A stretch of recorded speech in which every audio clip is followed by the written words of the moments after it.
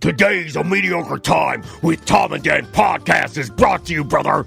Why do you say it like that? During a My Eternal Vitality. They had nothing to do with Hulk wrestling. Hogan's eternal, brother. He's probably doing What you gotta do when you test a row? When you test a raw, I can't rhyme. Testosterone. It's low on you. So I went to My Eternal Vitality this week and met with Dr. Powers. Yeah, man. Met with Rebecca, who is great because I'm going to get on this nutrition plan that they offer. The InBody thing that Andrea's been doing. It's great. And I saw Andrea the other day, lost a lot of weight. She has, it's like 20 plus pounds now, all from nutrition, no drugs, no bragging, but that's just the way she wanted to do it. Yeah. She just wanted to be able to, like, okay, what macros should I be eating? What should I be giving my body to eat? What is the correct nutrition? Rebecca's awesome at that. Yeah, I sat down with Rebecca. She went over the app that you use. I should have thought about that before I did the Hulk Hogan, because I really like Rebecca and Dr. Powers a lot. I don't want to embarrass them. She does these little videos for Andrea, and you're going to get this too, because I know you're just starting it.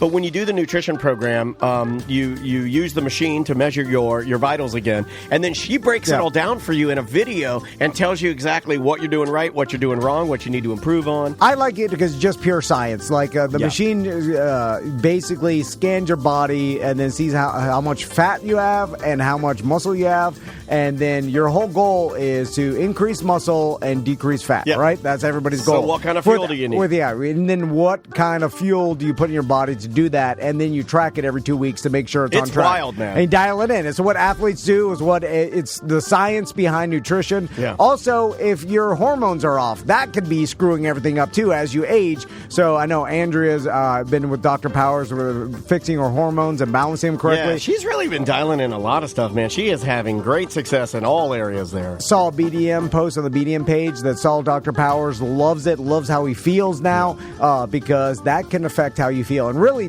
like, Dr. Powers is not a salesman. He's not trying to push anything on you. No. He just wants you to be able to feel good and be able to live the best quality of life and be able to achieve your goals without being hindered by your own body's chemistry, which could be keeping you from achieving your goals, and they can fix that. Science can fix it now. They can.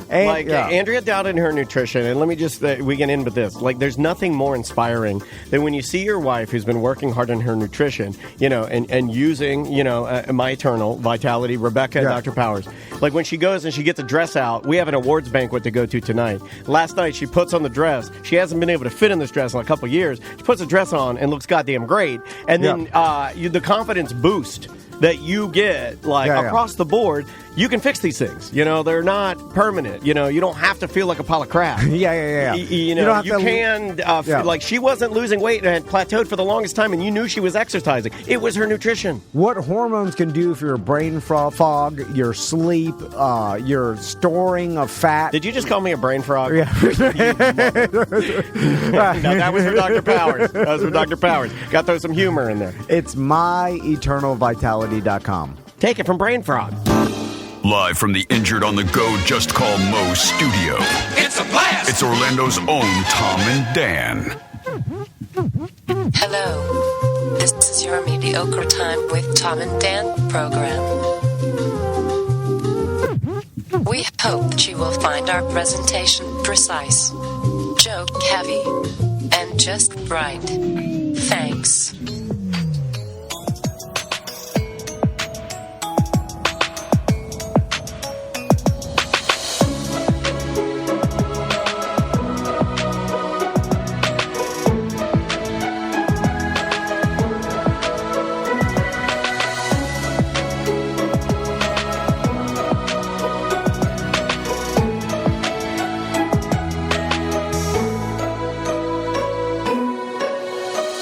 Welcome to the Friday free show of A Mediocre Time.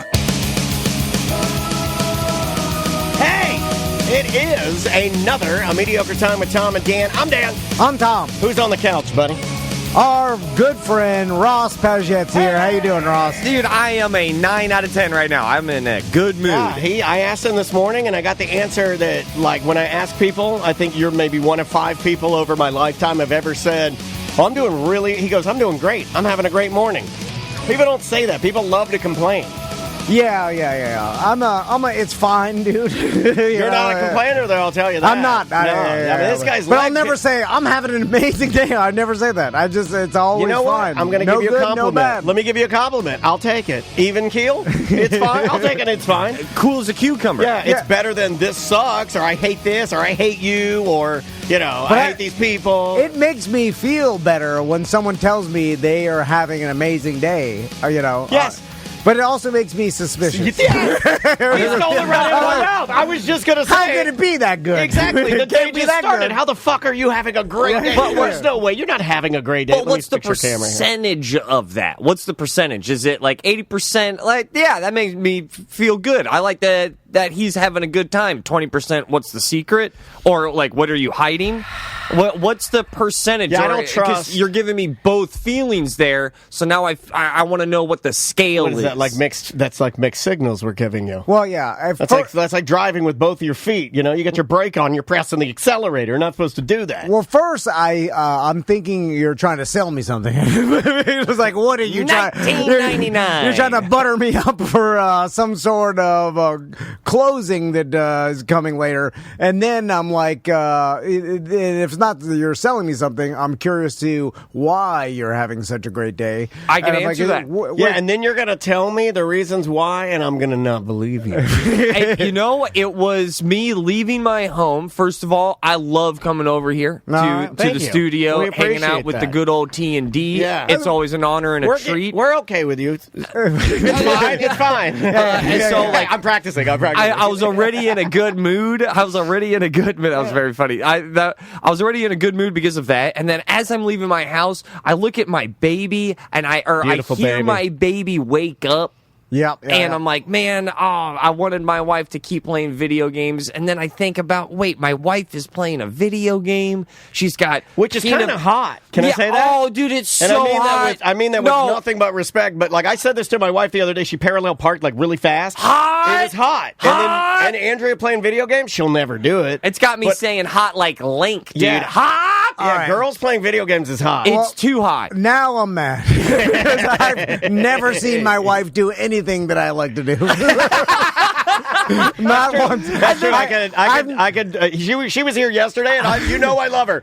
But she was the whole time she was here talking about the things that you do that she hates. Yeah. It's everything. And it is everything. I can confirm. I can confirm that too. I've never walked by my wife and said to myself, "I want to be doing that." But it's never happened. And what put me over the edge of like, man, I'm in a good mood to like, you know what? I'm going to be vocal about it. If someone asks me how my day is, I'm going to say I'm having a great day. What put it over the edge is because I saw this huge barrel of peanut butter stuffed pretzels right next to my wife. Snacking and gaming? That's she's hot too. Snacking. Gaming. I hear my baby wake up. I pick up my baby out of the crib. I'm surprised you didn't call us and say I can't come in. Oh yeah, and I go, babe, I gotta go, and then I drop. I think you ruined her time. Yeah, now we're back. But just dropping off the baby to a gamer wife, and then I see the peanut butter pretzels, and I'm like, man, I'm proud of I felt proud of myself. I'm like, this is so sick. Yeah, I'm so happy that this is my reality. Yeah, it's not bad. What not game bad was she playing? Yeah, what is she playing? She's playing a girl like called a game called Palia. She's about a weekend. Palia. Yeah, it's called Palia, and that's the name of, I believe, of like the land where you build a home. It's like a simulator. She likes farming. She likes those are huge. My wife has one of them. My wife is playing a farming simulator as well. Yeah, a lot she of is. Animal Crossing vibes. One of the biggest fights we ever got into, and I'm not even sure I told this story on the show, and it because I just reminded me of it, and there's been enough time where the shame that I have for this is gone away. But we were arguing, my wife and I, and in the argument, I thought it would be a good idea because I was so mad at her, and I'm so immature and an alcoholic, that I felt like it would be a good idea to go into her phone, and I know her password. I'm sorry, I'm laughing right now. And I opened up her phone, and then I went to her Smurf village because she was playing Smurf. You did not. And I deleted her fucking village. Oh, wow. Yeah. Whoa! That's something a monster does. It's something a monster does. I'm not proud of that, but I feel like I'm skin in the game here, right? Yo, You know why'd you something do on me that? now. First of all, it makes me a horrible fucking person. It does. It does. Look, you That get is, you get the surface horrible. That's Everybody's like, crazy. he's just aloof, and but he's not a horrible person. Well, Like, that's- I am legitimately a bad person. That's smoking gun evidence. Yeah. Why did you do that? I don't know. I still like it. It she dawned liked on it? me. It dawned on me, and she had put like I want to say we might have to call her. I want to say she'd put like over a year.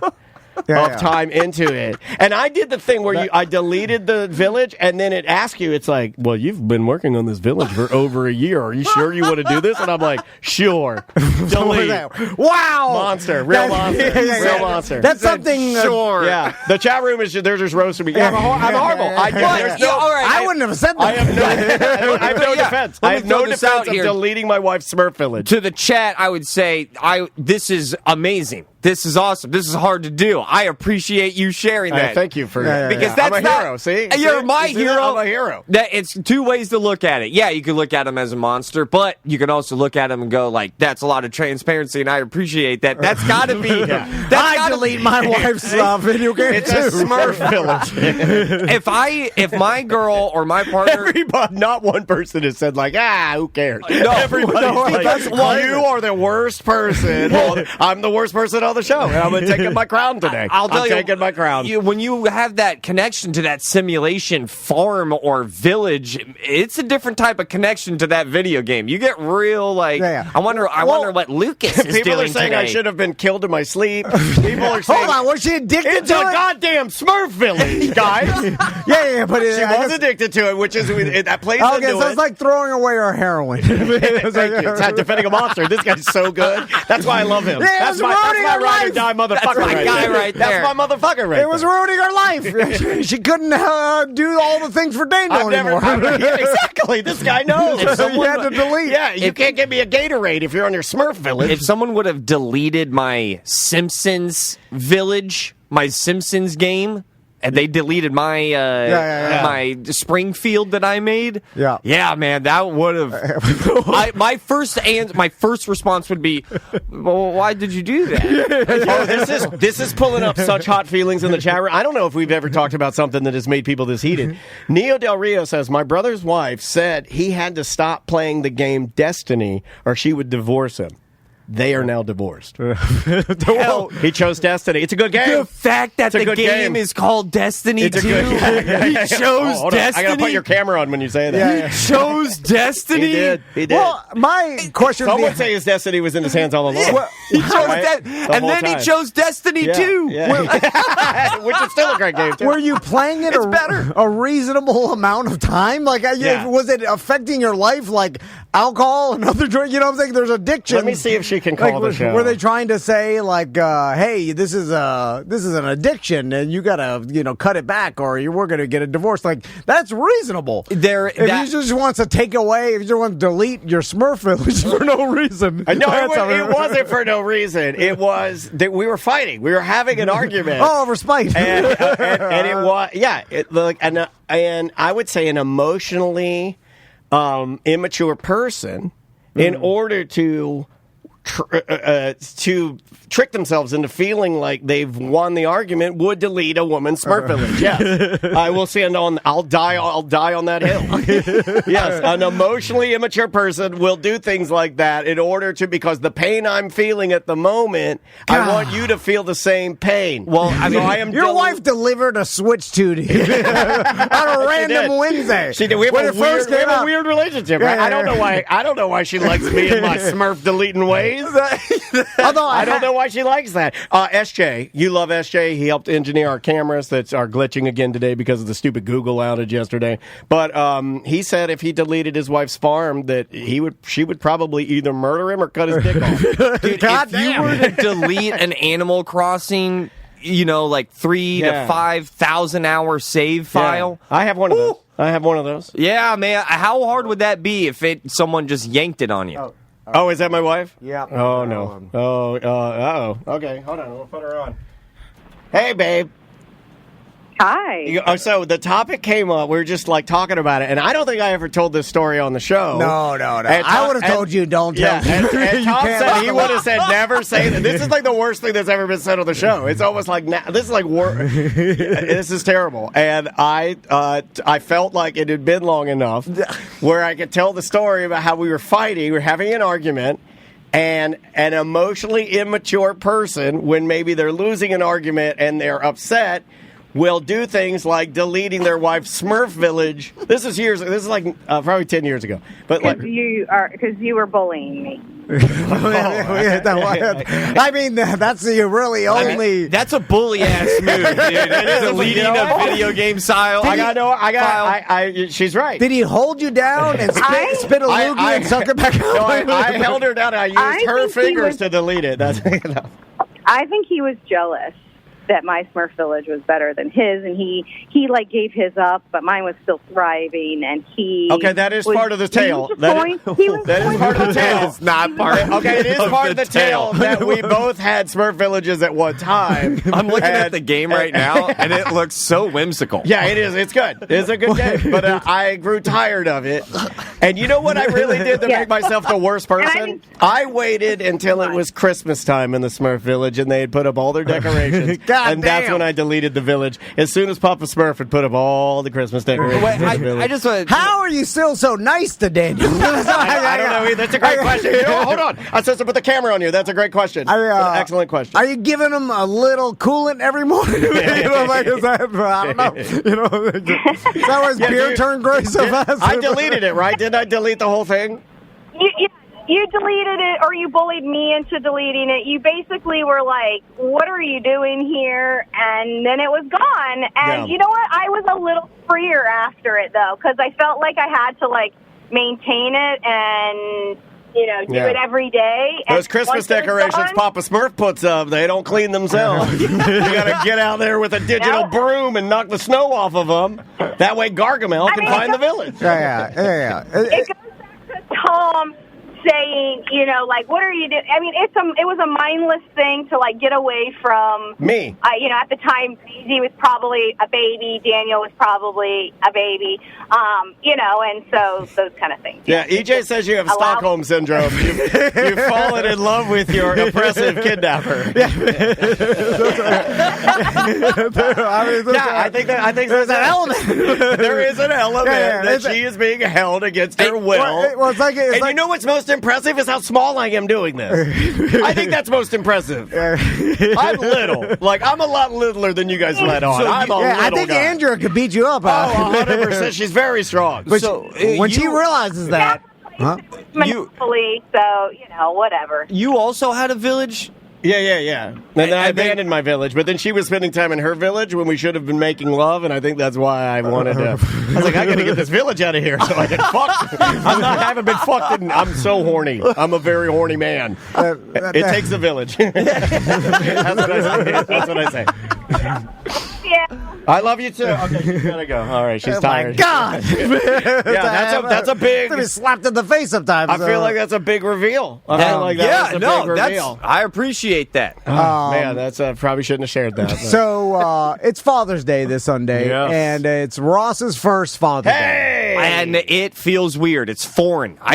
You don't get many new holidays in life. Yeah, and now here I am with a new holiday. It's Sunday? Yes, it's Sunday. Yeah. Yeah, so Father's Day, now, with your baby so young, it's like you don't really get the benefits until they get older, and then they can get, they're like, oh, happy Father's Day, and they give you a card that your wife forced them to buy and sign because they forgot, and then you're like, oh, thank you, and then you get some sort of present that, again, your wife bought for your son. You'll get some handwritten things, Yeah, they'll give you a half-ass. If they go to any camps, you'll get some sort of like a walnut shell. I'm trying to get filled with some sort of garbage with glitter on it. If this is the 80s, you'd get an ashtray. I love all the macaroni necklaces. I love hand turkeys. Yes, I love a hand turkey. I love a good hand turkey. I look forward to getting a hand turkey. I'll be pissed. That's why I got rid of the Smurf Village. I wouldn't get any hand turkeys, man. I will send an email if my first grade, like in elementary, it was like, there's no hand turkeys? Yeah. I want hand turkeys. You know, I always wondered why we have a listener friend of the show who has crab hands. Why'd you bring them up? And I'm just wondering, very nice. like during Thanksgiving, or like, what does he do? Is he just what like? do you mean? Is he like, my turkey's different? You know, like, because you chase. You use a stunt hand. Yeah. Are you allowed? Or you have a claw turkey. It's a claw turkey. It's a turkey from a different profile. Yeah. So turkey straight on. A turkey straight on. Yeah. Oh, that does work. So this works with Mother's Day as well, but when the kids mass make something in school that the teacher made the whole class make, right? Mm-hmm. And then you get that as a gift, it is a little bit less because you're like, well, this was manufactured in class with everybody else as a project as part of school. Yeah, I don't even know what the teachers made. You know what I'm saying? And then you didn't come up with this idea and then I know what my old man would like, personalized drawing. And then it's like this is because most kids have no idea. They need they need a little kick. Well, to be honest with you, in my kid's defense here in this hypothetical, I don't even have an idea. I don't know what to do. What do I do? Like eat steak, smoke cigars, rub one out? I don't have no idea. All three of those are that's same time. To me, that's a Monday. You know, I've been doing that no matter what. I will also say that, and I fell into this trap, and I'll give you some Father's Day advice, Ross. He's he's an excellent dad. Dan don't have the problem. He's his wife's ride or die, no matter how bad he treats her. That's what I learned today. I'm virtually certain that deleting a woman's Smurf village is right above, slapping her across the face like you're Sean Connery. Listen, sometimes you get a benevolent king, sometimes you get the mad king. It depends on when you were born. I would prefer to be called Joffrey, sir. It's your get the crossbow. Anyway, so Father's Day. Now, don't fall into the trap like I did, where I told my family, listen, every Father's Day, I just want to spend time with my family, right? Because that's it is true. I do like spending time with my family, but I also if it were true, you wouldn't have to say that. Well, I don't know. Who are you trying to convince? Here's the thing. But I also spend a lot of time with my family. In fact, every weekend of my life, basically. Yeah. There's no weekends that I miss. And I don't have that, really. And I complain about it a lot because my daughter dances a lot. So, for this Father's Day, I was like, because if it is truly Father's Day, a day to celebrate the dad in the family, it should be whatever he wants to do, right? I want to do bad things on a golf course with the boys. Well, that's what it was in my house. Like, my dad would get to pick. It was Father's Day. Yeah. So dad gets to pick what he wants to do. Yeah, whatever. And then the wife put it together. The kids understand, this is Father's Day. Let's make him breakfast. Yep. Let's do that. Let's fill up his flask. Whatever. Yeah. Well, I get him a bottle of whiskey, or Mama get him some Jack Daniels, and then later that night we go to Down the Hatch Seafood Restaurant so he could get fried flounder, French fries, and a salad with French dressing, and 2 bourbon and cokes, tall. Tall. Let's let him go play golf all day. Yeah, he would do that sometimes. Let's let him get shit-faced at the bar. My dad liked to ride his road bike, so he'd ride from DeLand to Umatilla and back, and we'd leave him alone. I would say Father's Day, just make sure I don't drive. That's my rule. Get him some Uber somewhere. Now that you mentioned it, a lot of dads out there, we hold ourselves back on how drunk we actually want to get for the most part. Yeah, I want to barf. I know I do. Because of our family. Yeah. Every time I drink, I want to barf. We don't want a Hasselhoff burger situation. But you should be able to get that every Father's Day. When was the last time you revisited Hasselhoff burger video? It still holds up. Go watch that tonight. Still holds up. What? How are you timeless? So, you're pretty good. Your daughter's filming you. You're gonna be shamed. Even though you're blacked out, you have to be like, "Oh God, I can't let them see this." I'll give you one other one that holds up. She killed the lady in the Rust movie. what's his Baldwin. name? Alec Baldwin. Baldwin. Yeah, when he calls his daughter a little pig on the voicemail, that holds up too. That's Go listen to good. that. Go listen to Yeah, that. that one's Still good. holds up. That one never bothered me. Yeah, I was like, he's I don't know, you his little daughter. pig. I'm like, get her. His daughter, he can do whatever the she. Yeah. He could have called her a cunt. What but he did she didn't. do? She was being selfish, and he was like, "You're being a selfish little pig, like a little piggy." Like a little piggy. Yeah, I could see that. So, what is the advice, though? Do I do whatever I want, or do I go family? Well, what do you want to do? Well, that's what I'm saying. No, you got to start I now. want to smoke funny things on hole 6. All right. You got to tell your wife, like, it's my day. I want to do what I want to do. Golf, or set it up because I screwed it up, and I was like, family time. And then now You can't say that now. And then I even mentioned She'll laugh in your face if you say that now. Because it's too far gone. Well, you got 10 of these under your belt. I even dropped that. I was like, I want to go buy some plants, or plant some plants in the backyard. So you're trying to take your wish back. And then she was like, "What? I thought you were." I was like, "I already planned family time." I'm like, "Oh, I thought you love family time. I I'll do all that. hate plants. I just thought maybe it's because it's my day, and then I could plant plants. So how are you going to get out of it? Do you know what they're planning? No, the families are going to be like every other Saturday or whatever the hell Sunday. I love Nothing the unique. spectrum of partner difference that you're deleting Smurf villages, Yeah. and he doesn't get what he wants on Father's Day. Well, he's worst thing living in his own Smurf village. It's like he's trapped inside of The it. worst thing I've ever done to Crystal was cheated on her in her dreams. That's what she'll tell you. Which for the record, worse than deleting a Smurf village, I'll tell you that. And it's different. It's got it's on a spiritual level. I agree. He pulled her pants down in Home Depot one time, too. He Paid did it- dearly. Yeah. All the time. Okay, so yesterday, I went to my niece Becca's band recital, right? She's in middle school. She's in 7th grade. Yeah.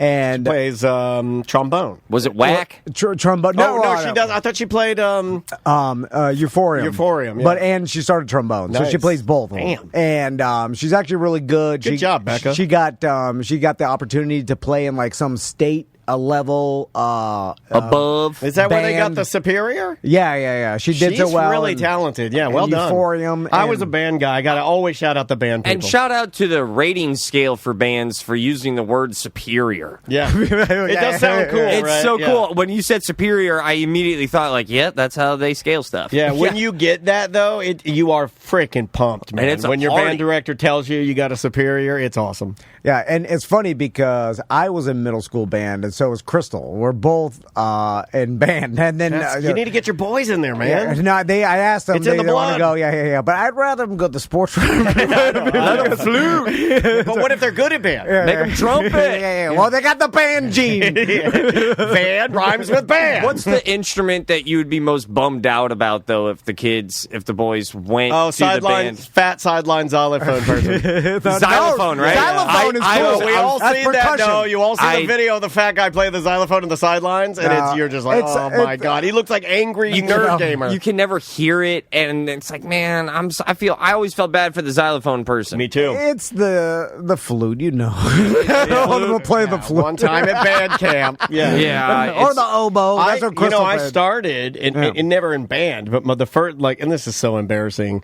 Like, people think, what is the most embarrassing instrument a boy can learn to play first? People shout at flute. Well, I did that, but before flute, I learned accordion. yeah. I played accordion. That's And cool, then I though. went It's accordion cool to now. flute. Yeah, it's cool now. It was not cool. I went accordion to flute. Then I went from flute to drums. And then I stayed with drums.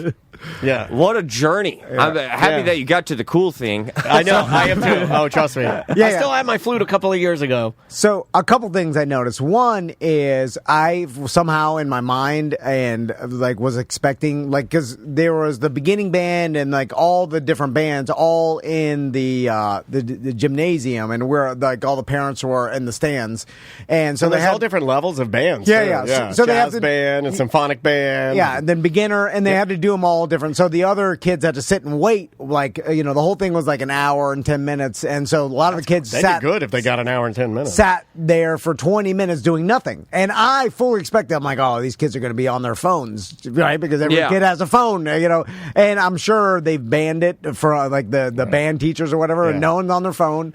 Everybody's just sitting there, and I'm like, oh, okay. We banned phones. Banned. See what we did there? Well, yeah, they don't want from the top. and then I also like the actually, and my band teacher was like this too. Like, they actually are super passionate about teaching kids instruments. Yeah, which is, I don't even believe in God, but God bless them for having real theater people are like that too. A lot of your artists, they are, and they don't care what people think of them, and they'll be up there screaming, and they're so pumped for these kids. Yeah, and supportive, and I'm like, man, if you didn't have these humans, special these adult humans that were actually cared, like, because it's not like you would imagine, like you're like, oh, phone it in or whatever. It's like they're really passionate about it. It's like you're breakdancing people. It's like they're doing this. They're just doing it. Why? You ask them, why are you doing this? Because I love it. My brother's most influential, most impactful person that he ever had, probably in all of high school, maybe his life, was his band director.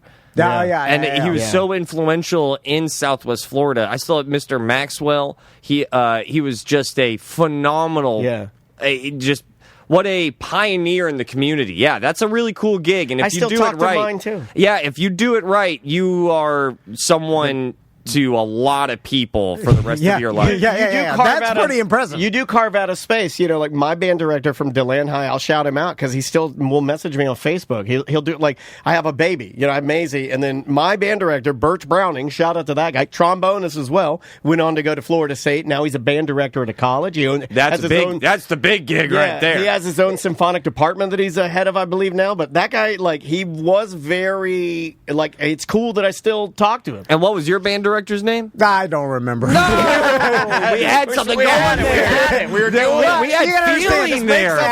You got to understand, I am not influenced by Larry most people. Luxman. There's no one that's I'm not impressed. David by Draymond.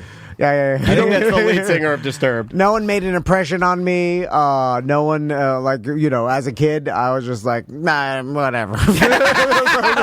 I love that. I'm that now.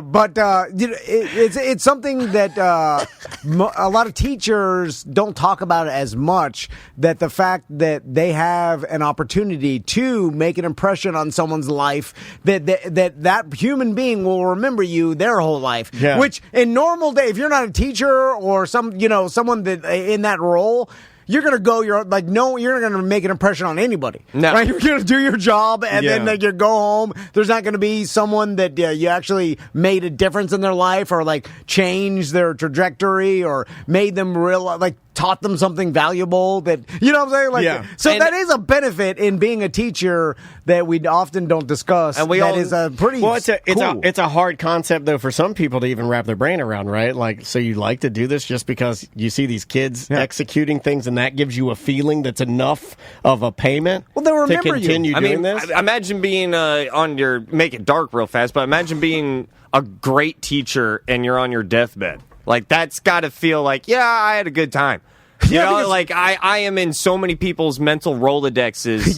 Their whole lives. You spent 50 years teaching teenagers. And counterpoint, I could be just as memorable if I deleted everyone's Smurf Village. If I just went around wildly deleting them. And another thing, I always quote this man, and Jack Bradshaw kind of ruined a lot of simple magic. He ruins a lot of things. He ruined a lot of life magic. He ruined me us saying shit on the radio. Yeah, we had this whole plan where we were going to say shit on the radio and get it sponsored by Mo DeWitt.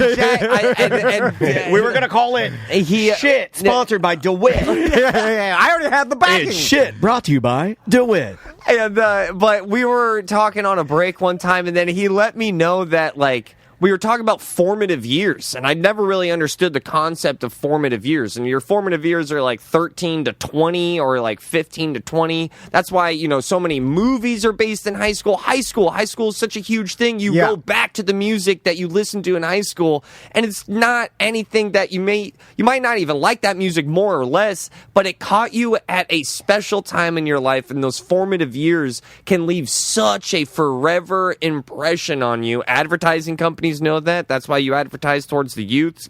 Then you have a longer consumer for a longer time. Those are really, really special years. And to be a leadership, be in a leadership role as a teacher or a principal, if you dunk on that job and you take that's got to be a great life. The chat room weighing in on the more negative aspect of that can be, and sometimes that impression can be bad. Yes, I had a teacher that made every student feel like an idiot for asking a question in class. I know that affected and stuck with a lot of kids. Hold on, was it a dumb question? How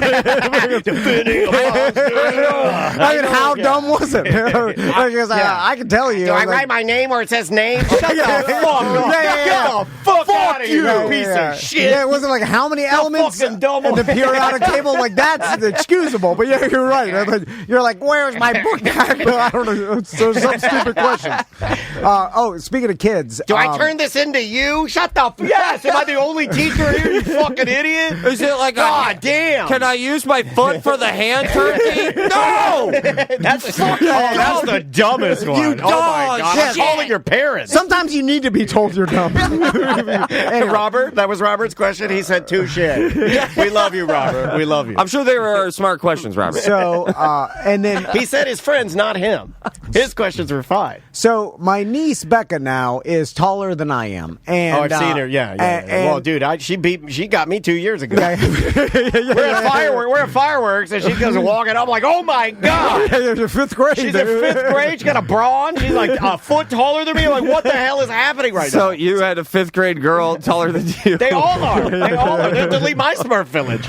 So I don't play because I don't play anymore. And then I flash back into like dragging Becca around on a towel around my house as a game we used to play, like where just basically drag her around. She's holding onto a towel. He's the king of dumb dad games. You should see this guy in a pool. Yeah, but all right. No one will ever beat him in a pool. Put him on a towel. Are they sitting or are they on their It doesn't back? matter. He can think of any game with any baby. He's the king of dumb baby games. So, which is weird, by the way. It is weird, but you love it because you love it. Yeah. It's because it's true joy. It's like one of the only times I can see him do something pure joy. But I contend that if you do not have a child in your life, right, at all, then you are lucky because you do not get slapped in the face by the reality of time passing like it is when you do have a child in your life. Oh, and the then you harsh watch reality them, of it flying. Yeah. No, if you watch them go from 2 foot tall to taller than you. Yeah. And with seemingly a very short amount of time, where it's like, whoa, wow. And because if you don't have that visual, then all of a sudden that same 13 years will pass and nothing much will change. Your hair gets a little grayer,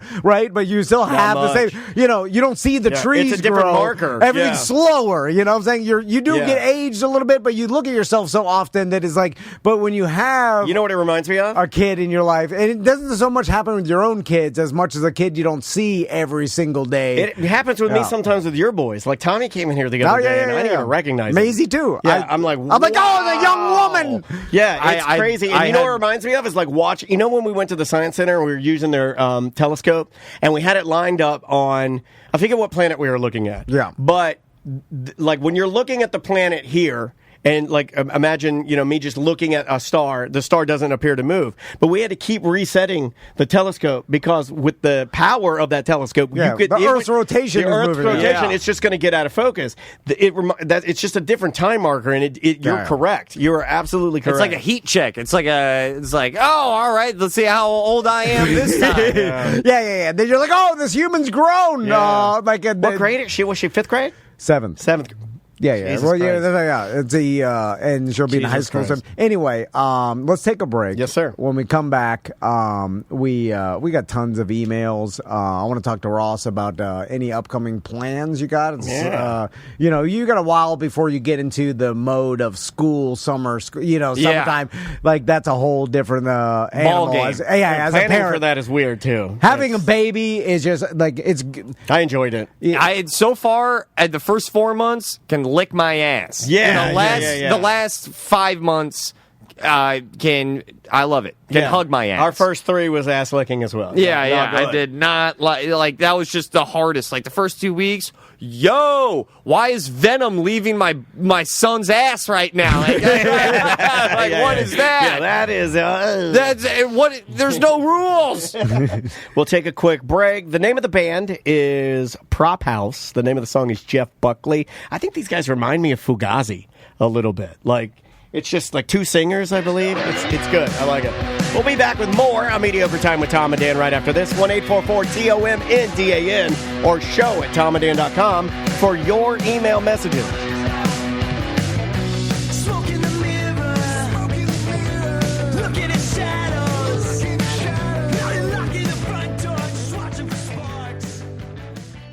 Hollabox German restaurant in downtown Sanford. Oh, now it's you're an talking my language. experience. Oh my God! Yeah. The food is so good. The entertainment is so good. It's in the The heart. atmosphere. Yeah, well, it's in the heart of downtown historic Sanford. And I'm just going to tell you, if you've never taken your family there, the summer is the time to do it. Every Wednesday now, they're through June 4th to July 30th from 5 to 8 p.m. They're doing family nights. They call it Kinder nights. Okay. That means child in German.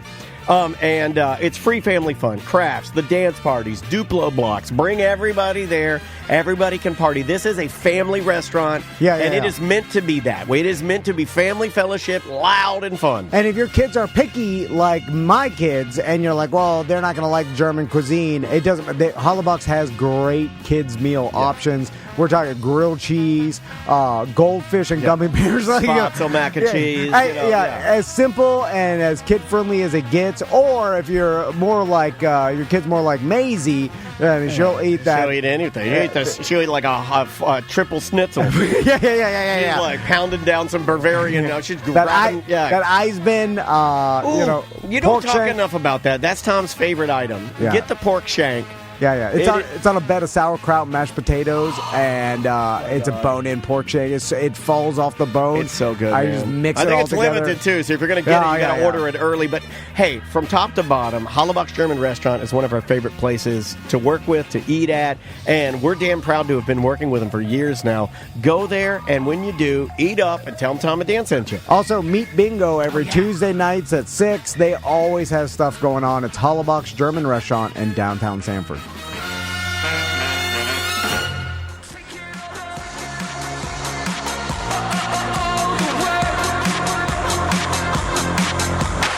Welcome back to a Mediocre Time with Tom and Dan. I'm Dan. I'm Tom. On the couch with us, comedian, and I want to call you a writer. Right? Yeah. No. I say writer, and I feel like I've earned that after and- this last year. Dude. Yeah, and performer and radio personality, Mr. Ross Padgett. Freestyle rapper. Yeah, we pop forget about locker. that. We forget that he can break dance and rap. that's right. Can't stop, won't stop. Oh, Rockefeller Records. You're a B-boy? Yeah, no. Did you know his son is a b-boy? I can't break dance, but I just always like to bring up that I do have rhythm, and I've been known to cut a rug. Yeah, you can do some top rock. Yeah. See, this guy, his son... This guy just dropped lingo Nobody's right son there. is a b-boy for real. I have seen some clips, and it is awesome. Yeah, and he's all into it. He's got a name now and everything. You need a name. Well, I have to earn your name, sir. Why don't you try to earn your name? You can't just give yourself the name. It's like radio. Wait, you gave yourself the name Drunken there? You did that. You It feels wrote that rule. guttural. It feels guttural right now. Just trust me on this plank that I'm about to walk. T-Morrow. Oh, I don't know. It just felt T-Morrow. right. T-Morrow. I like that one. What if you're... I'm Fawn. No. That's your name. Fawn. So I forgot what we were going to talk about now. Vacations? Before that, did you see Antonio Brown is warrant out for his arrest for attempted murder? Attempted murder. That just came out today, and I was like, Let me man, get the this details on guy has unraveled And then I'm like, with mental illness, and I've seen it happen, and we've talked about it before, where like people do get worse as they get older. But it does seem like he spent the first part of his career with like out any of this. Oh, and it then, was the shooting thing he did at the celebrity boxing event, where he showed up at the. This is like a couple weeks ago or a week ago. He showed up at some celebrity boxing event. Well, no, it was in May. Sorry, well, which could have been a couple weeks ago. But he showed up to it, and then he got like in a fight and pulled out a gun and like fired it. Yeah, you can't do that. No, AB. you can't. You can't do that. Is this what? Attempted murder with a firearm, and calls for Brown to pay $10,000 bond and remain under house arrest pending trial. So and obviously they're progressively crazier and crazier. And now this, which is It was in Miami in Little Haiti. could be, a life ruiner, obviously. Yeah. Like you get convicted of attempted murder, like you're spending time in jail, and that's, you're going to waste a fortune in legal fees. And, it's So like, here's what happened. According to the warrant, officers responded to a report of gunshots being fired outside of the venue shortly before midnight on May 16th. When they arrived, an off-duty officer working security at the event said he left the venue after being told of the sound of gunfire, according to the warrant. And he then observed Brown involved in a physical altercation with another man. Patrons in the parking lot told officers that Brown was the shooter, according to the warrant, which also states that Brown had no weapon on him when officers patted him down. it's just He said, now he claims he had been jumped of people trying to steal his jewelry. So, I mean, I'm going to guess that, yes, he did have a gun. Yes, he did fire it. Then he tossed it in the bushes. They'll find it. Yeah. You know. It's just like, God. And he won't go to jail, right? Have you ever tossed anything in the bushes for the cops? Yes. Not for the cops. I have. But you have bush tossed. It goes back to more deleting more media. Ed Till, I deleted the tapes of, there were different times in broadcasting where I'd pull the DAT tapes out and just literally pull the tapes out and ruin them. Because we had cursed or we'd done something bad, or the Surge. Remember when Surge is a drink that was a competitor of Mountain Dew. Oh, I remember Surge. And the first thing that Ed Till said on the air is he called it gonorrhea green or all this kind of stuff, and it was like a big Coca-Cola buy. So we were going to lose the account, and then they asked for the tapes, and Ed told me to destroy the tapes. So I destroyed the tapes. I think I destroyed the tapes twice in my broadcasting career. Where they ask you to burn the boats, you burn the boats. I threw weed behind an ice machine once. Whoa! That's like a senator's son. Dude, it was scary. It was scary. Was it scary? Yeah. And I was like 20. Whoa! In what scenario? I pulled up to a gas station with two guys who are over 21. We were buying beer. And we pulled up. It was a quick thing, so we pulled up to next to the door. My friend left the door open. I'm just chilling in the back seat. I'm like, I kind of want to go get some Twizzlers or whatever. Well, of course, you're high. I'm stoned. Yeah. I get into the gas station. I buy my Twizzlers. I walk out, and my friends are stopped by the cops, and I have weed in my pocket. And I quickly was like, I had to pretend you freaked out. I was like, do I know him or not? And then I did know him, I had to do that. And then while they were talking stuff, I just threw weed behind the ice machine. Did you go back and get it? Yes. Yeah. Yeah, I love when you go a half eight. I love when you go that's back a lot, yeah. and you find the stuff. I think my friend told me a story about throwing weed out of the car on the turnpike, and then he literally Went back and got it. went back the next day, and then was like walking down the median of the grass and found it. That's awesome. Craziest thing I have ever lost and found. Golf course, Rio Pinar, hole 15 is a par 5, Tom, and I lost my vape on Oh, hole really? 15 Rio Pinar next month. Hit the same golf shot in or around the month when I played it. Found my vape. A month later? A month Oh my God, later. are you a fucking wizard? On How hole did you make that 15, happen? dude, I hit the same golf shot, like in the same area. Which makes sense because a lot of our listeners may not know this, but this guy's a fucking amazing golfer. That's- Literally, really good found golfer. That's the story of Florida vagabonds. I threw it away. 'cause Careful. It was like rained on, and it was all like, it was all dirty. and stuff. Fagarelli van. But that was one of those things where it's like, man, That's wild. I need to go buy a lottery ticket. That felt good. You know what that reminds me of is like there's plenty of fishermen that are like, I lost my pole here, and then like 2 years later I was fishing, caught my pole, and I'm like, well, that didn't happen. I guess it happens. Like, I think that stuff happens a lot because I don't think I think we think that like everything happening is like awesome. Like no, it's just like it's all random, and then nothing special. And you were in the same place Yeah. at the, you know, Yeah. it's just like, Yeah. and like, if a scientist were there, he's like, well, the likelihood you're in the same canoe in the same area, and there's no other fishing poles in there. I was so- just proud of myself because I never find shit that I lose, man. Like I'm so bad at it. I can't. I lose things all the time. I don't know where things are. In your marriages, is the wifey's better at finding stuff? no, yeah. Yeah, I mean, not if that's I the get high. stereotype. If I get high, I have like this thing, and you guys tell me if you do this, but Andrea swears on it too. She's seen enough of it. It's almost like my anxiety can cloud my brain so much where if I can relax, I can actually tap into it and remember things. So if I'll be sitting on the couch and I'll toot, and I'll just sit there for a second, and I'll be like, I know where I left the scissors. I know exactly where they are. Go up to the 4th floor, open this drawer in the 4th floor bathroom. Boom, they're sitting right there, right where I left them. Yeah, It's yeah. like I'm able to like slow it down. Rip a pen until you beautiful mind out. But I also think there's a part of me that's bullshit. That I could probably do that without having to access it through like tooting a marijuana pen. You know what I mean? I know what you're talking about, though, when you're just, and I don't even know if you need to be stoned or you're just relaxing. And all of a sudden, that one thing that you forgot about just pops up. And you're like, oh, yeah, that's right, taxes. Or whatever. Taxes is a very dramatic example. Or but if I'm high, I notice that I can do things like I'll be high and I'll be watching a show and there'll be an actor and it'll be somebody like I'll be like, oh, that's Burgess Meredith. You know, like I'll just like rocket off the name and I'm like, why does it seem like, am I just feeling that or is that an actual thing that's happening? Because it could just be a feeling. Well, there is a psychedelic effect that does help you think in different ways. Like all that does make sense. That's what we've been fed for years, right? Is the artists they toot the marijuana and it makes me see the world differently, man. the one thing that it does, at least for me, when it comes to like making stuff, is that it's kind of like a work hard, play hard for me. That like when I do hit a pen, I feel like I am playing hard. Yeah. And so, okay, I need to go do laundry.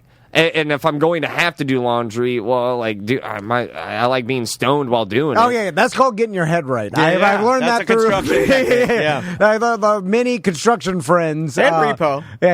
or anybody. They run hand in hand. Yeah. Any blue collar position Yeah. that they don't drug test Yeah. as much. Street jobs, tough you're- guys. You're about to do some hard work. You're like, well, might as well do this high. Same thing when I'm sick. Anytime I'm sick, I immediately get high because I'm like, well, I feel like shit, so I might as well be high. What I'm afraid of is that, like, it's weird is that I don't know. I need the beginning, the beginning inertia to want to do the laundry. Yes, And then somehow they got connected. That getting stoned makes me want to do the That's laundry. the treat. Because, that's the work hard, play hard thing in my mind. Of like, and when I was really young, because I've been smoking weed now for Long time? 16 years. Yeah. Okay. Yeah, you know, Every day? pretty much. Yeah. Some breaks on purpose Sure, as yeah, well, yeah. just to be like, let me actually get stoned again, kind of thing. Right, yeah. I'm an all gas kind of guy. But when I was young, at this point, I'm 1,000 milligrams a day. No, I'm everyone knows the stereotype of the lazy stoner, and I was just so afraid of being just that statistic, Sure. fulfilling that stereotype. So I do weed actually kind of motivates me to not fulfill that stereotype in a weird way. Do I need it to implement discipline and willpower? I do not think so. I'm just saying that beginning inertia of just like time to go run or time to go edit, If I'm Yeah. going to hit this pen, It helps. I got to go do one of those things. All these ultra marathon guys and ultra athletes that do crazy runs or triathlons or whatever. A lot of them like weed. Yeah. It's just like going back to if you're going to do something hard, might as well be high. That helps. A lot of runners get stoned or like microdose because it helps you like get to that place in your mind faster. Where are you at with mushrooms? I love them.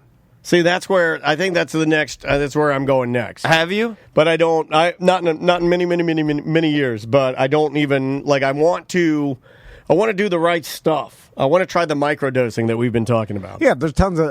Apparently, you just order it online. Yeah. A lot of people are just like, yeah, you just order it online, they ship it to you. Technically, it's illegal, but so are a lot of things. Well, I've been shipping fluids and liquids in boxes for years. They ask me, "Is there any liquids in here?" I'm like, "Nope." There's not many things that have been more impactful than psilocybin mushrooms tripping. Than I've only tripped, I would say, like maybe 6 or 7 times on mushrooms, which isn't a ton.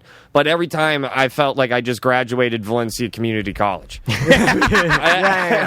Every time I walked out going like, yep, that's educational right there. Yeah. I learned. I definitely want to try that. It has helped me in a lot of different ways. I don't know. It's very weird. It gets weird, though. It gets wee-hoo. Do you try to be in like a controlled environment? I have or? concrete rules for my trips. That's what I figured. Yeah. I am outside.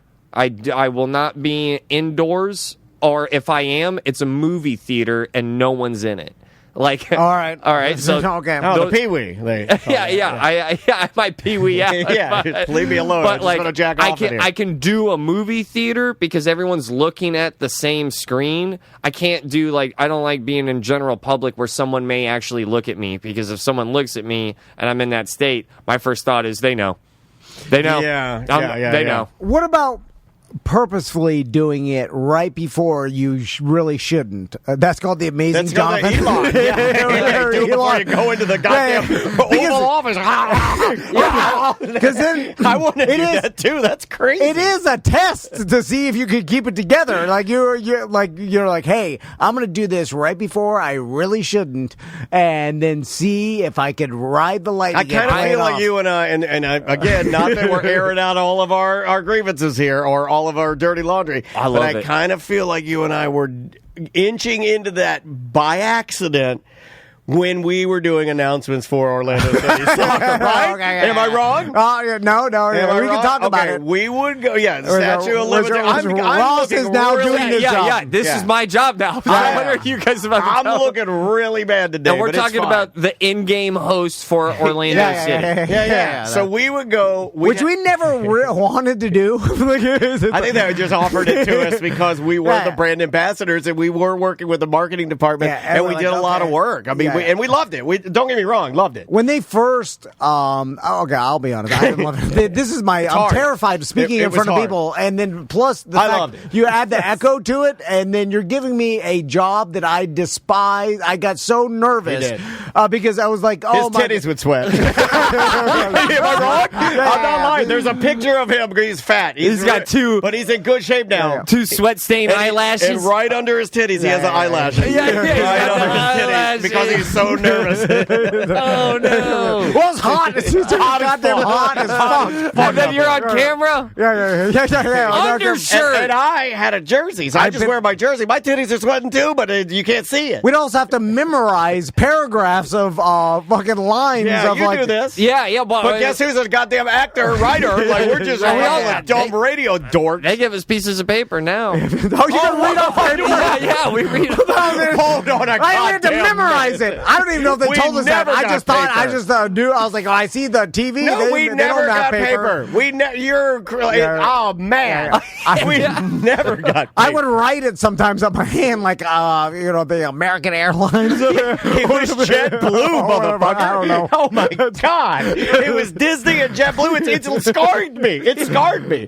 Like I will tell you, the stuff we did for Orlando City, whether hosting the awards or doing the in-game, is the single hardest job over radio, over working on the monsters, even when I was upset there. Like, it was the single hardest thing to do is what you do now. And those in-game and then hosting with that many people watching you is the hardest thing we've ever had to do, by far. You were talking about you don't like when people look at you. One thing that I just absolutely, when I got the gig, I was so excited and so happy is because they didn't feel like people looking at me because they felt I was always in the stands this whole time. So, like, I feel like one of them, and they feel like one of me. So Right. No, you're perfect for it. No, you're perfect Dude, for it. it is a dream come true being able to cross entertainment and my favorite sport of soccer. Well, we would go. When they called us, they were like, "You guys want to do this again?" Or I don't even worry. We're like, "Hell no!" And they're like, "Do you know anybody who's good?" I'm like, "Ross Pezia." Yeah. Daniels. Yeah. Like You Ross. guys, like, I got your guy. And then Yeah, Sabrina,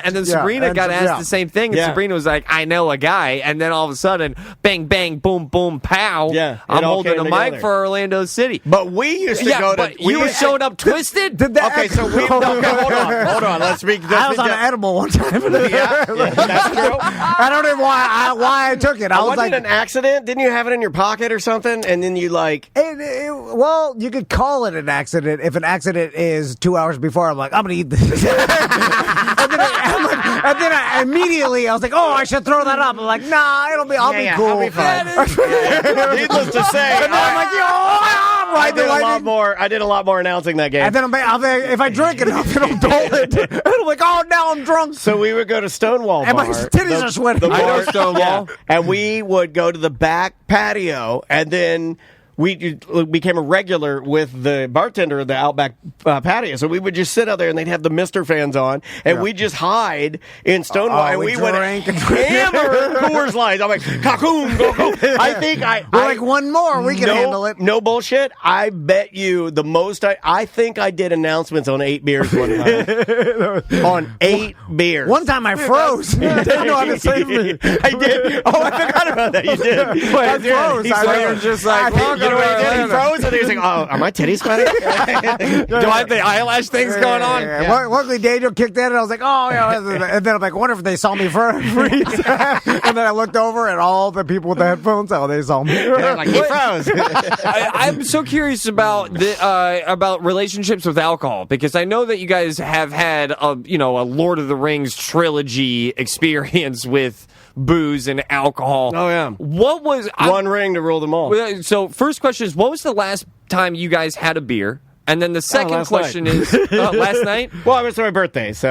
Yeah. Hell yeah. And It was over the weekend. I've been trying to stick to the weekends only. And then what was it like going from that volume of drinking to this volume of drinking while doing this job? You're basically, coming to grips with something that you're like, yeah, I got to work on that with a microphone in front of your face the whole Well, I'm time. glad You you just asked. drink through it.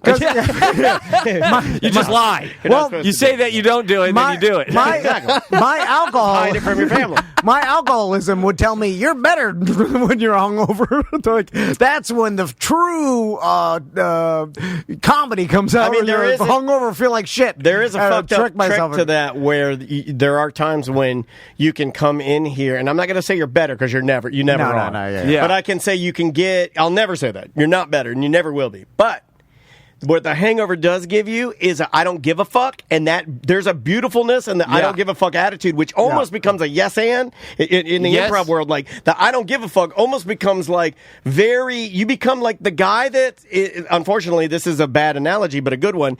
The guy that's drunk and crashes his car into a tree and flies out his windshield and doesn't get hurt because he's so fucking relaxed when he's flying through the air that he lives through it, right? You know? Yeah. I mean, it's that- like that- no, there is that's a good- there that's is an accurate something analogy. to it where it relaxes you, but you're never better. That's a lie. You're never better drunk. And then, well, I mean, this is a bummer to talk about, so we'll get over it. But Bubba Whoop-Ass Wilson did tell me one day, he was like, man, he's like, when you get older, you don't feel the same when you, like the alcohol is different in your body. Yeah. And then it's like, so it's not the same. It's like you hit a certain point where your body doesn't process the alcohol as well, or you don't even get drunk like you want to. It's like, and it's just over. And it's like, and I'm like, weird. I remember him telling, like, Well, I was like, is that right? Well, for Bubba, And then it is. It's and like we've talked about this before, and anybody that's in recovery, I think it's referred to as the hedonic threshold, where you are there's that serotonin that alcohol gives you is an artificial. You're getting too quick. You get there too fast, and then so it just takes more and more and more, and then eventually you kind of gas out and it doesn't even work anymore. Yeah, and that's what he was saying. And, and I think he was there. I mean, obviously he was, because we all know he had struggles with even harder things. So, but I've heard that from a lot of people in their 50s, 60s. It's just like I don't, I can't. It's not the same experience. Yeah. So, like one thing that I've been keeping an eye on since I've become a dad is alcohol consumption, and then I'm coming to grips with like I've known this for years. I don't even know if I've ever said this into a microphone, but 99% of the times I have done stand-up comedy, there is alcohol in my system. Yeah. I mean, I did this show like that for the first Fridays. How many Fridays did we do? Not years. drunk. It was years. Not drunk. I would get eventually there, just maybe a drink little beer. buzz or have some beers. But yeah, I felt like I needed to do it. Maybe this might make you feel uncomfortable because God knows our dog Jim loves all three of us. At least at the very least, he walks that talk. I don't know if he talks that talk, but I know I feel comfortable saying that. Yeah. I remember one time Jim looked at me and I was talking to him about like just those days when all of you guys were jamming. And he looked at me dead ass. One of the most serious times I've ever seen him, and he said the funniest person in the entire world is 2 beers and Daniel. Yeah. I don't know about that. And he was just... Well, I started pulling my dick out. Yeah. And I have a funny dick. It's disgusting. But I just remember... Because 3 beers, Daniel, will delete your ass. Yeah. I'll fucking come for your Smurfs. But it's weird. Yeah, winter is coming. It's weird coming with the concrete fact of like... I enjoy having a beer either right before or during stand-up comedy. Yeah. And that's... I'm about to do another stop. And I don't know how much I like... Should I be okay with that? Should I demonize myself for that? No, Or, I think lots of comics do this, and I think lots of comics that don't drink in their normal life do this on stage still. In fact, I saw Ricky Gervais. I don't know Ricky Gervais like drinks a lot in his normal life. I bet at his age he probably doesn't, but he was still drinking on stage. Like he would open a beer, and it looked like he'd been doing it for so long that he has to do Kinda it. felt like he needed because to he do it, falls into this performance mode. I would go ahead and start I'm inching close, or maybe I just need to come out and say like I'm in that area. There's just a beer, Corona with a lime when you show up to a show. Gets me. I'm ready to destroy this. Well, now it's become a workflow, which is the dangerous part. Habit. Yeah. It's part of the routine. I feel that tradition. 100%. And, I had to break that here, and it was damn near impossible. to do really? it. Yeah. I'm scared of it. No, Because but if and you're then I not would, an I would even alcoholic, tell you you. can do You would it. see me. I would tell you. I'd be like, Whatever. I feel better editing when I have a couple beers. Like I'm a better editor when I have a couple beers. Yeah. I mean, is that true? Yeah, It's yeah. not- I don't think it is. But there is a feeling there that. Listen, you can have as many beers as you want, but I don't care. No, I'm thinking about doing another. I stopped for 340 days, like a couple of years ago, or a year and a half ago. And I'm thinking about doing another big stop, like just I don't know, just a challenge. Just like a heat check. It's another heat I check. don't know. I Let me make sure I got all of this Not under going to wraps. hurt you. Not going to hurt you. Yeah. You stop drinking poison. So Ross, what? And then, I know you said you didn't have any plans for this Father's Day, but do you think your wife does? You think That's another thing. It's your first Father's Day. You got to do something. What are the social rules on this little dance that I think a lot of first-time dads do with their wife? Do I go like, hey, so Sunday, She knows. She has to, I would right? imagine she's got something planned. But we haven't talked about it. We haven't talked about a plan. Now, for her first Mother's Day, did you do something? So, first Mother's Day, right? Yeah. First half, they had me in the first half. I was down. Dropped the ball a couple times, fumbled. They went up 14. By they, I mean life. Life was whooping my ass. This sounds really bad. He sounds like you a lot of the time when he goes to explain what he did. The first half, they got us. They got us. I know. It's 28-3. Yeah, it's 28-3. Stop with that. Yes, he's a Falcons fan. It's 28-3. I had a tech rehearsal. I had a must-be 3-hour tech rehearsal for Fringe. Oh, man. And we just had it scheduled on the early morning of Mother's Day. All right. No, that's very selfish. Yeah. Some would say that's up there with Smurf Village style selfish. Some may say that's not, but I don't know. It looks exactly the same as Smurf. He's trying to make a living for his family. I don't know. It sounds very Smurfy Well, I to think if me. you squint, it's a something little Smurfs in here. Yeah. I hate tech But then I came home. I took her to a farm, put her to work. No, I took her to a farm, and then we cut like our own sunflowers. It was out in Mount Dora. I forgot the name of the farm. I've done that one. It's great. It's beautiful. It was beautiful. We got a wine slushy. Nice. It was wonderful. And then I knew she was pissed. I knew when we got in the car and we were driving there, and the GPS on the screen said 38 minutes. I was like, oh, okay, that's a little bit longer than I thought. I love when you could trick white people into paying to do what Right? illegal immigrants do. I know. Yeah. All come those pick sad these ICE strawberries. agents just standing by the sunflower field. Instagram changed the field game. And then watching, like, imagine the illegal immigrant watching the white people Nah, pay fuck. $50 to pick strawberries Yeah. all day and just cut sunflowers. Take her to You're like, the farm. what the fuck? Take her to the farm. Sorry. We come back. So you did so, Yeah, and then, but I had an ace in the hole. She knew how busy I was with Fringe and all that, but late at night, I've been editing a Mother's Day video to her favorite song. And then right there in the middle, it says, Happy Mother's Day from your husband, but not just me. Boom! Your mom is in the video. Bang! Oh, Grandma's in the video. Oh, wow. Bang! Look, it's you and your son now. Oh, this is a cool fade in, fade Oh out. my God! And here comes Freddie Mercury hologram. Oh, yeah. I just So you put a custom video together? I made it as best as I could with the editing skills that I have, like a Mother's Day video That's to good. her favorite song. You know what that ranks up there when you got your sons of fedora photos got in the the woods? fedora photos? Yeah, he had Tony Munget, photographer of the show, take his sons into the woods and take pictures of them with these cute little matching fedoras on. Right? You know what I mean? That'll melt any mother's heart. Well, I in the did. forest? Yeah. It was Like the backdrop is trees? It was like a Dick Tracy kind of a vibe. Well, you don't see trees and It fedoras. wasn't a forest. It was Castleberry Woods. No, it was a nursery. There was down the street right here. What the hell is it? Palmer's. Lou Gardens. Oh, Lou What are Gardens. those two tiny street musicians doing next to them oaks? Look at these two buskers. Lou Gardens. I don't know. There's just a contrast between fedora and pine. Look at these two kids doing soft shoe on the corner. Wow, look at them go. Well, Tony, I knew Tony would give me a good deal on photographs.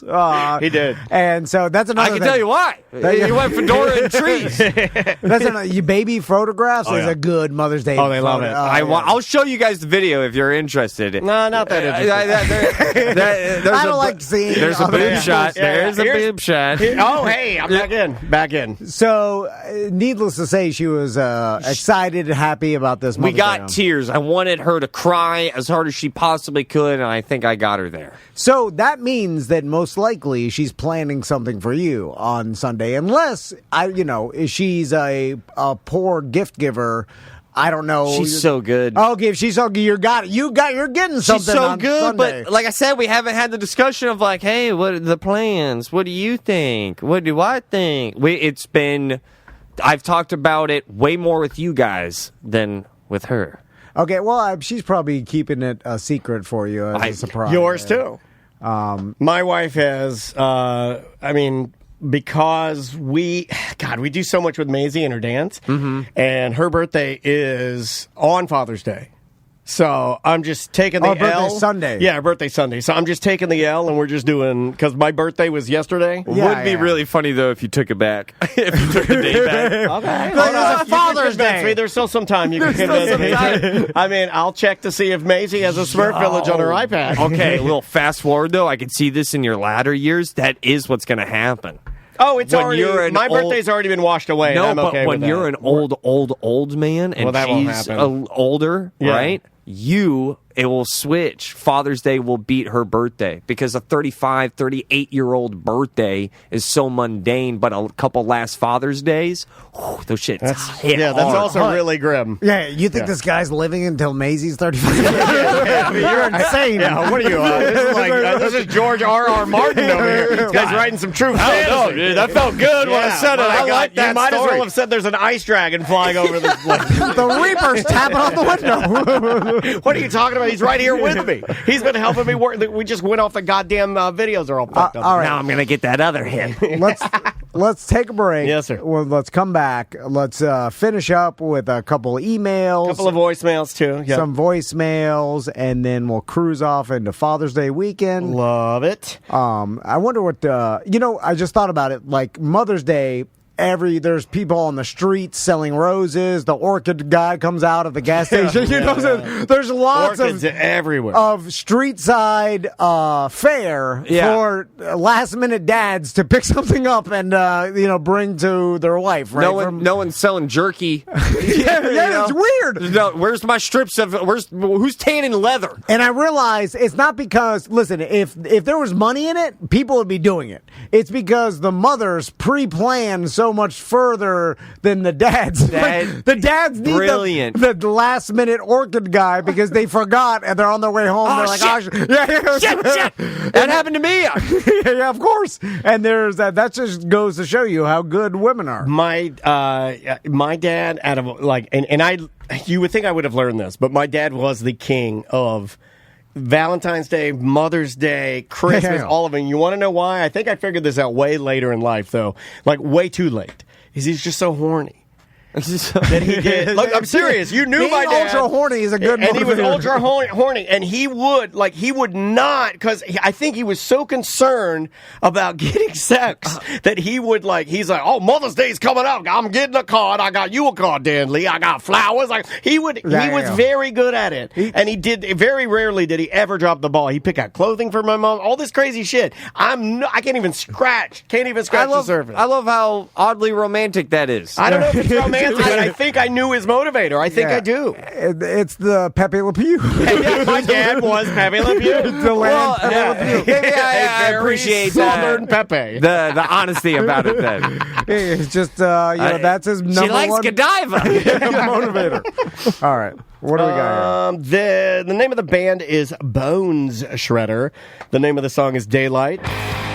We'll be right back with more on Mediocre Time right after this.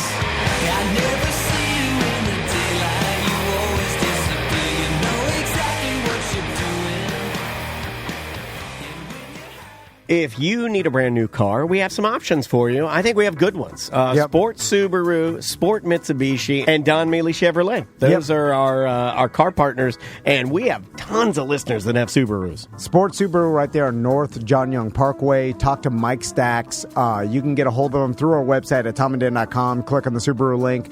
That email, you fill out the form. That'll go right to Mike Stacks. Yep. Or ask for Mike Stacks. He's on the BDM page. Ask if you're interested in a Subaru. I had a WRX. I had a Subaru Forester. Love the Subaru brand. Yeah, they're great. And, also they have used vehicles there if you're in the market for, any of the Chevy vehicles, any of the used Subarus.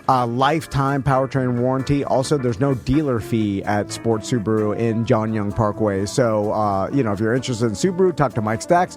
Also, on the Chevy side of things, Don Mealy Chevrolet is another dealership that advertises with us. JC Harrelson is the general sales manager All over the there. trucks, all the Corvettes. Yeah. My wife got her Chevy Traverse from them. I got my Chevy Silverado from them. Yep. I love my truck.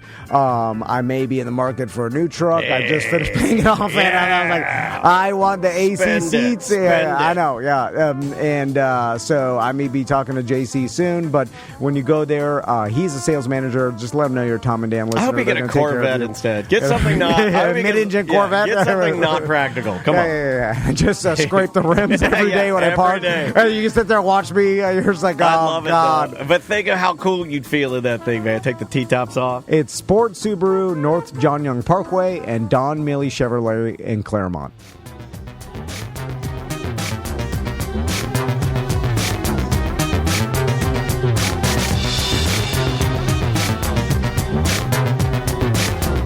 That's the Voids. Welcome back to A Mediocre Time with Tom and Dan. I am Dan. I'm Tom. Ross Paget's here. Hey. Where are you going to be at, Ross? This weekend, I'm going to be in Mount Dora. It is happening. This is a huge real radio comedy show, and it is awesome that they asked me to start off the first of the Mount Dora real comedy series. All right. All right. Oh, wow. I mean, that's all, and it's also that's a nice place to be playing. I mean, Mount Dora is beautiful. Mount Dora is kind of like a Pixar short, but when you look really inside, you can still see. So I'm like, oh yeah, you don't like certain groups of people. But That's Florida. That's Florida. That is Florida. But I also I think Mount Dora is Florida's best kept secret. That is It's not nice. really a secret too much anymore. But every time I go there, I'm like, man, where is this? Is shoot any movie here? Yeah, absolutely. It's got that like midnight in the Garden of Good and Evil like vibe. And then I will be at Pineapples and Melbourne on the 27th. Wait a minute, isn't that code for swinging? Yeah, that is also as well. It's a fun time, over Right? there. It's a fun time. Am I wrong over. on that? Is that a swing? Are you playing? Is that a swingers club? It is not. Okay. It's called pineapple. Pineapple? Come it's on, called man. Pineapples. That's a swingers club. So yeah, and gotta be. This right now, this set that I'm Like doing. you don't have a like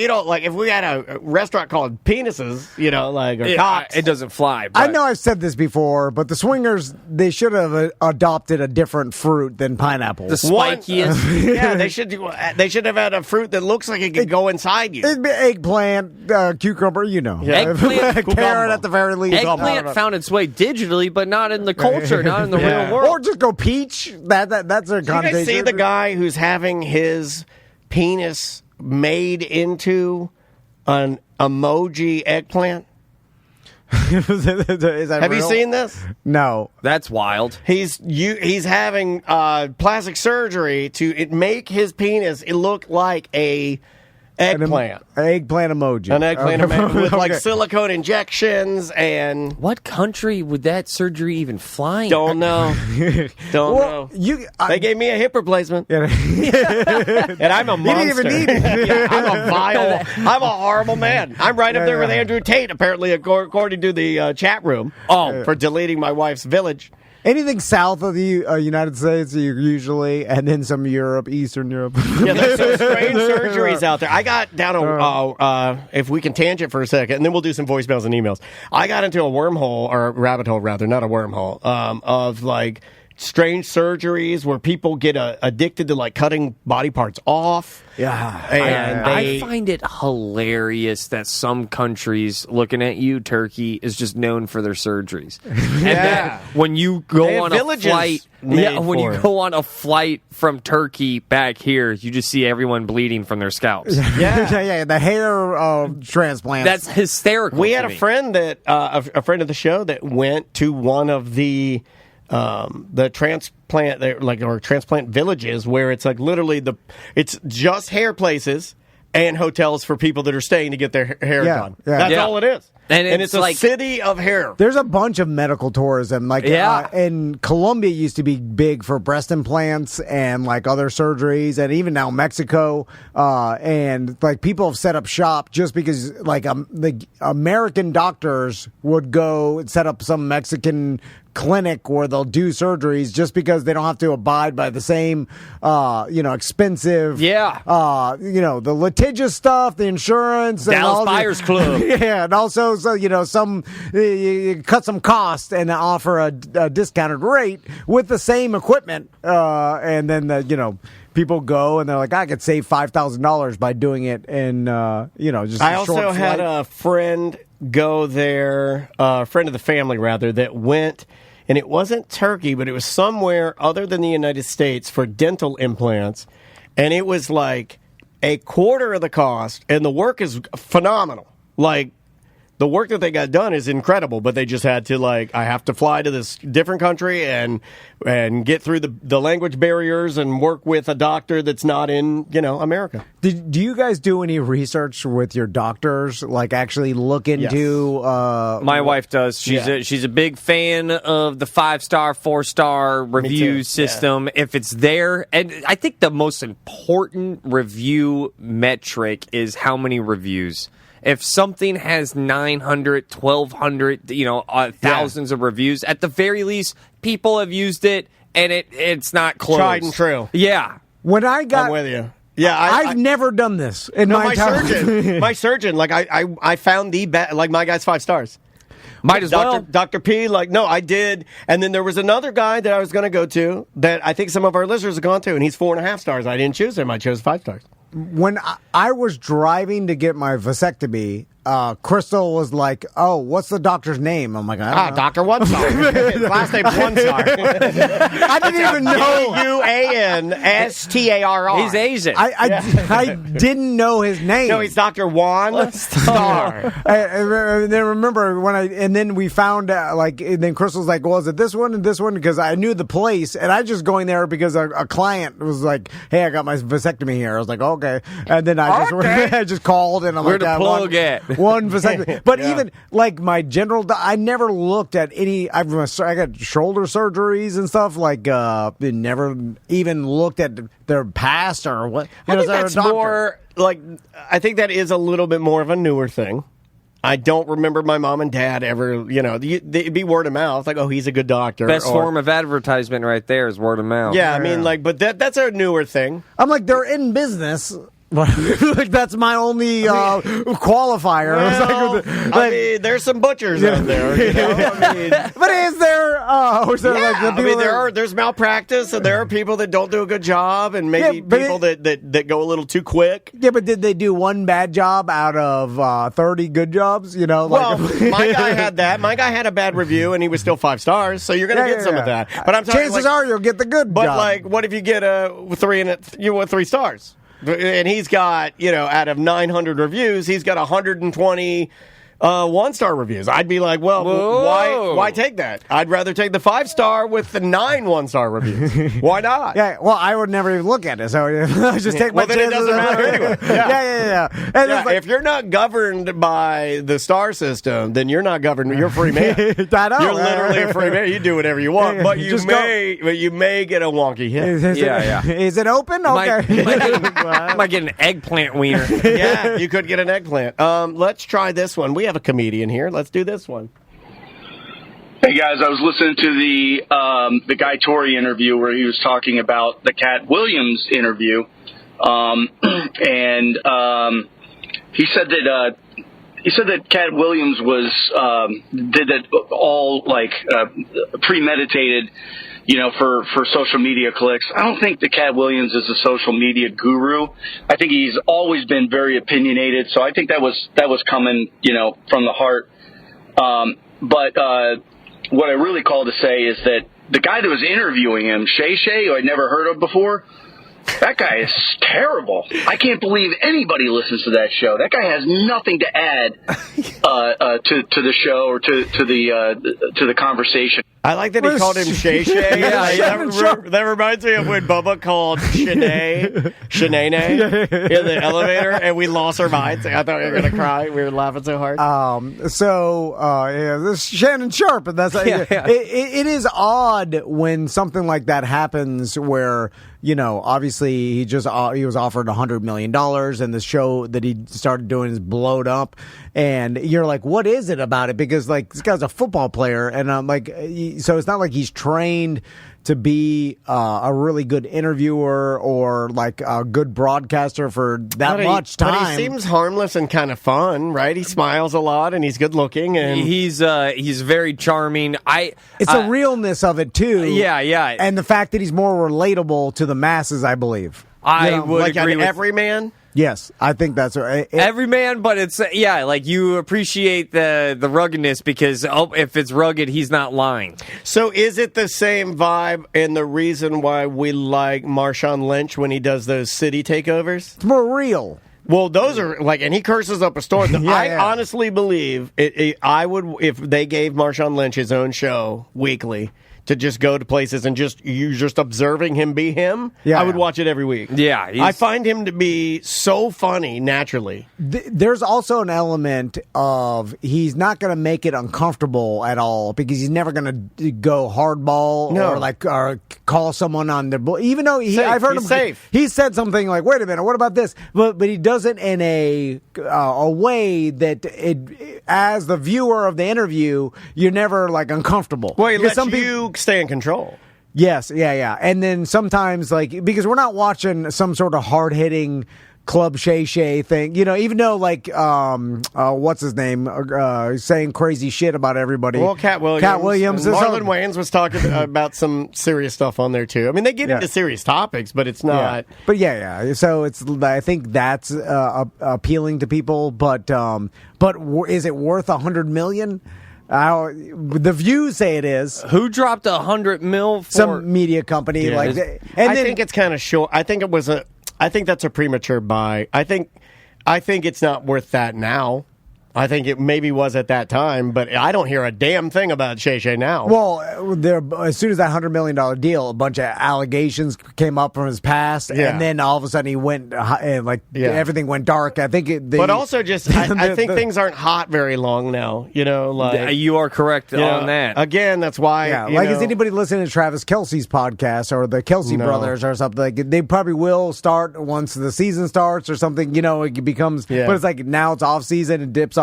There's so much shit. You see what he said about weed yesterday? What did he say? Oh, the 20 to 80%. It's funny. It was such a huge spectrum. 20 to 80%. I laughed at that too. I'm like, great job. Thanks, Travis. What a great stat. He said 20 to 80% of the NFL are smoking weed. Yeah, but between 1 and 99%. No shit. Well, you just what the fuck? You gave every possibility. Thanks a lot, man.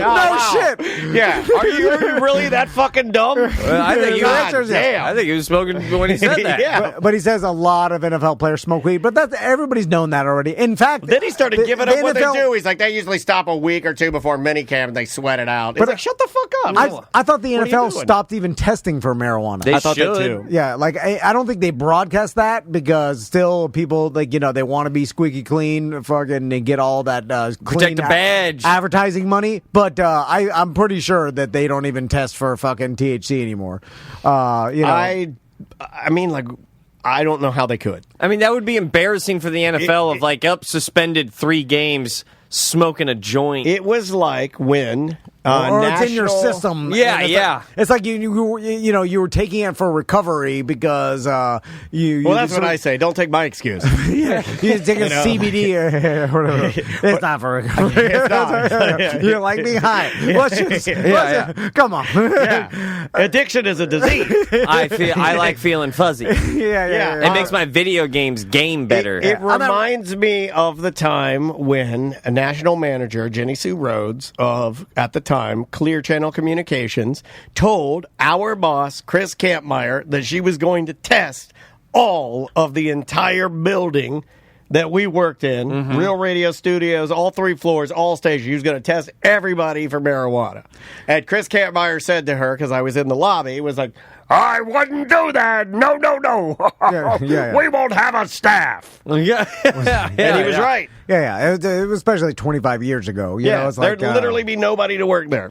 Let's do another voicemail. All right. Let's try this one right here. Hello, Tom and Dan. One of the simple pleasures I find in life is when I get that new aerosol deodorant spray. Man, that first blast on my pits after that weak-ass stream from my last can. Woo, it's a simple pleasure. What are some of your guys' simple pleasures? I do like a good blast. Like I too am an aerosol deodorant man. There's 2 things that are non-negotiable for me when I look at another man. And when I size them up about being a man, you must use aerosol deodorant and you must wear white Army issue Fruit of the Loom underpants. If you don't do that, in my opinion, you're a little effeminate. If you wear the new why do you do it to slick underwear that's like breathable with the ball pouch and all that. But I'm wearing the same underwear sports stars. Me and Tom Brady are wearing the same underwear. You see what I'm saying? You guys go, like, not me, buddy. This guy's stance about the Yelp reviews it just went right out the door. I like the blast of aerosol. What kind of deodorant you running? Fiji. It's a Fiji antiperspirant. It's a swipe on. It's a swipe on. It's That's a an Old swipe on. Spice. It is an Old Spice Fiji. I know all of them. Yeah. Yeah, this guy. You know Yeah. what? Old. That was pretty good. That's a good answer. What do you run? Yeah, You probably I got Old Spice or whatever the hell. I don't know. What do you got? You know, they roll on. Who gets You look like you use Duke Cannon. Aerosol. Yeah. Duke Cannon, man. Over here. Oh, it smells like beer. I love aerosol deodorant. It's just, to me, it's the non-gross deodorant. You guys take what appears to be butter in a can and rub it under your pits. Why are you rubbing a butter can under your pits? That's disgusting. You know, I've never really been challenged on When's the the last fact that it's kind of cream cheesy. Yeah, you're rubbing cream cheese under your pits, and then you've got hair. You get armpit hair in it. Well, Tom does it because he's a Native American. And then you get like little armpit dingleberries. Yeah, you do. I don't with the aerosol spray. I tell you right now, it's the same reason that sunscreen went to aerosol spray. It's just an easier, better thing. I might have been Try sent it. on a different trajectory. Next time you're in, I'm bringing you a can of aerosol deodorant. Okay, what about this? On me. I could put my deodorant on with my business shirt on already. You don't have that. Oh, with my spray I can. Yes, sir. I just open it. No, yeah, that's too far. No, that's not white. It's How clear. wide is your business shirt? I have Me? no. Yeah. Depends on if I'm a He juggalo or did not. say business shirt. That is actually a very important Yeah, I'm No, detail. no, I can roll this straight up over my neck and easy breezy. I do it all the time. Wrinkle your business shirt. Yeah, he's That's like a business shirt. He's talking about a meeting here. He's on to something here. I don't know. I can put it on in the truck when I'm driving. Man, small things. There is a light leaving my neighborhood that if it's green, man, it just... Okay, all right. I adore it because it's like a 2-minute light. You know the light's getting out of your neighborhood that's maybe on a more major road, so it's kind of hard to get a green light? Yeah. When that first light is a green... Oh, dude, I get a little boner. Okay, I I like got that. I got one. That's a good one. When I get into my truck and then my podcast starts where it left off automatically, and Love it. and the volume is the right. I don't even have to touch it. Like I'm driving, it's like, and then it just starts. I'm listening to sports betting. I'm like, oh wow, technology worked like it should have. Yeah, yeah. Because normally in my life, I always like my wife gets in my car, then fucks up my Wi-Fi connection with my phone, and then I start driving, and I'm like, why isn't it playing? And then it's like, You're, oh, it's hammering the buttons while you're going down the road. well, it won't let you change it unless Yeah. you're put the car's in park. So I put it in park and the stoplight, and then I'm trying to connect my Wi-Fi, and then fucking green again. I'm like, oh shit! Yeah. And then I have to go down the road in silence. Anyway, Lately, I have been very much enjoying getting up early, working out, and then knowing that I'm sitting at the kitchen table and I'm alone, and the lights are on, and I have a Mountain Dew, and I've just worked out, and I'm about to cook something to eat, and I have 20 minutes to sit there in complete dad silence. okay. Well, that is the dad twilight, And It it's is mine, and it's my 20 minutes. So, Ross, you do this at all? And it's great. Wake up before the family wakes up and get a certain amount of alone The time. opposite. It's the Oh, you stay up late. I stay up late. I do it Same late thing. at night. That's the same thing, I think. No? Not the same thing. It's not the I same think thing. it's the same thing. No. I think I There's know where some- you're going with, 'cause and I would agree with you because in the morning, that's coffee time. That's Yes. I do some reflection. The coffee and the guilt-free. The guilt-free. Yeah, because when you're staying up and your family's asleep, it does seem nefarious a little bit. Like you are a little, you're like, You're like, ah. oh, I can masturbate. Okay, I see No, what you guys are saying. well, no, I'm just saying, you guys like- are beating off while your family's asleep. When you get up, I get it. When you get up early, Didn't think about that. I'm not gonna deny. We've all been- of that. I'm going to start doing that. That's actually way better than my stupid morning time. the morning has always been celebrated. Like, oh, this person gets up early. He's a go-getter. You know, he's That's not like- why I'm doing it. I'm not a go-getter. I'm just doing it because I To don't be want alone. to do it later. I don't want to be alone. Yeah. And then you get up early. Like, there's nothing better than like. Also, like, I'll get up early some morning, like on Saturday mornings. I'll get up early as shit, especially in the summers. How early? 6? Like 6, yeah. All right. And then I'll get up like sunrise, and then I'll go for a run, and then I'll go for an hour run Yeah, out yeah. there, and then I'll come back take a shower, family's still asleep. Yeah. And then I'm like, I can't wait till they wake up and tell them how much better I am than they are. And then I just sit there and I wait. And then it's a trap. And then I'm like, and then as soon as someone wakes up, I'm like, hey, you know what I did this morning? And then I tell them all about it. And they're very unimpressed. Another small thing that I really love is familiar employees.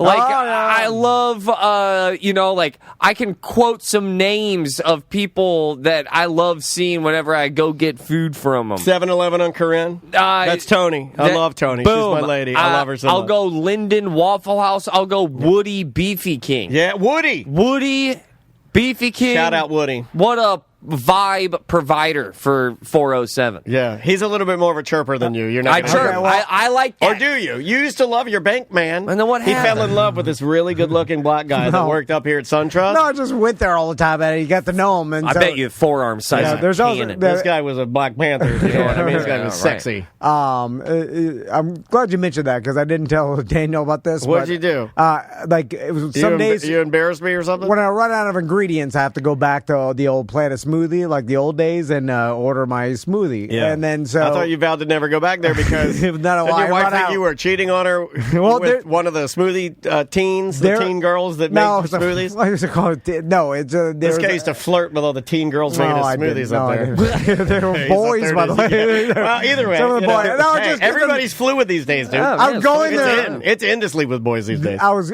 going there so much they know my order. Anyway, there's a girl there now. She looks amazingly like Taylor Swift. And you did it, didn't you? You had to do it. No, but I stopped. Glad you got your records See, back. I thought you were joking about the whole flirt thing, but now he just brought up this whole Taylor Swift thing. I'm like, did you call her Taylor Swift? Yeah, this guy. This guy. But I stopped myself This guy because flies around in a spaceship of lies. I realized that telling, and she's not a teen, she's in her 20s. What'd you tell her? No, I didn't tell her. Like, hey, can you make my smoothie Tom's version? Did you do that? You know, I don't like Scooter Braun either. But that's good. I stopped myself from saying, "Hey, anybody ever tell you look like Taylor Swift?" Because I'm like, did you go like, "Hey, anybody?" Oh, no, I don't say anything, but I should say it. But I was like, why not say it? People are like, "Hey," but then I'm like, but don't say it. Be creepy. No, I told my surgeon, I go, "You look like Keith Urban." He goes, "I hate that." Remember that? Don't say that. You don't say that. You don't talk to people anymore. I think you're good, but make sure that the wedding ring is like part of the equation. That's my rule. Is that weird? Hey, do you think Taylor Swift would like this wedding ring? Well, yeah, hold your hand up. I'm dead ass. Is that weird that like I still feel comfortable talking to everybody, but now that I'm married, I'm like, well, I want to make sure that they know that I'm not flirting. So let me, take a sip of the smoothie with the wedding hand. Oh, you like show them maybe I'm worse. making this up, but I'm trying to think of like. I don't want it to be communicated like that, but you do want to be a fun little, customer experience. And you kind of look like Taylor Swift. I don't like to shut down the cheating vibes immediately because what if I do want to cheat? You know what I mean? I've never been in the situation. If I get in the situation, I may change my mind.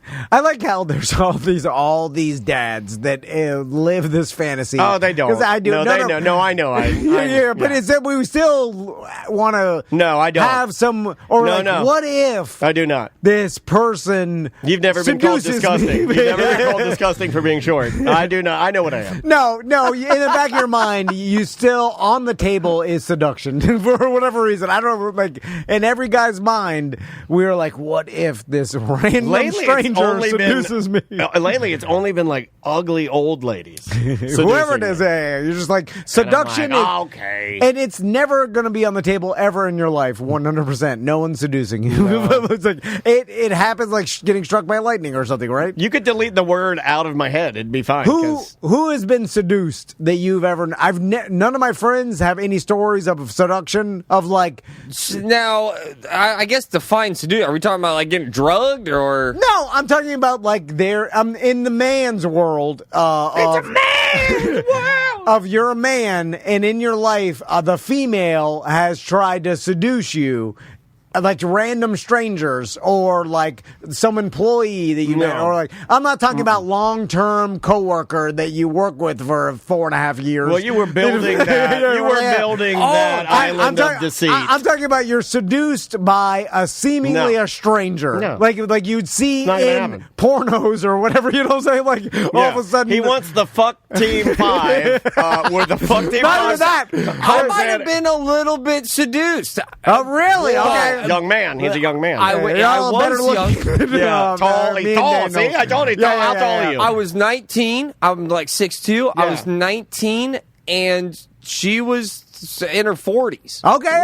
So it's Mrs. Robinson. Stifler's mom type seduction. Kinda Okay. Stifler's mom. All right. Okay. So this is great. All right. And at the time, I had no idea that I had no idea. But hold on, before you. So that makes me look in hindsight like okay. So I want little bit seduction, but I'll be honest with you, no regrets. I would do it all over again with that mentality that I had at 19. Good answer. I want to hear the story, but it makes you a pervert. It just dawned on me by me saying no one gets seduced. That's what ugly people say. It's like the Dave Chappelle joke about not getting invited to the Diddy parties. It's like I realized I was ugly. It's like that's a horrible way to find out. But it's like, but me saying that, I just realized that me and Daniel are ugly. I know. Well, I mean, I'm working on. I'm trying to make myself uglier. So how did tell me this story in what detail. Role was this older lady in? Like a mom's friend, Stifler's mom?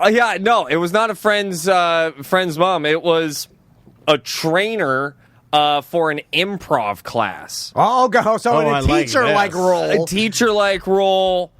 Then things just started happening. Then things kept happening, and then it actually yes and my dick. Then it actually happened, and then I was still in Orlando, so I just didn't really stop for a while. No, like all right. You know, I would still like go out and party and have a fun time, but I always had like a little cheat code if I swung out.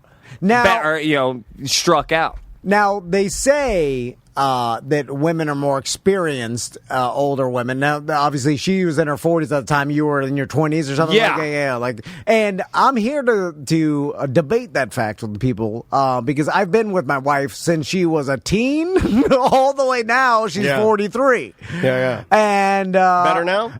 Same thing. Nothing has ever changed.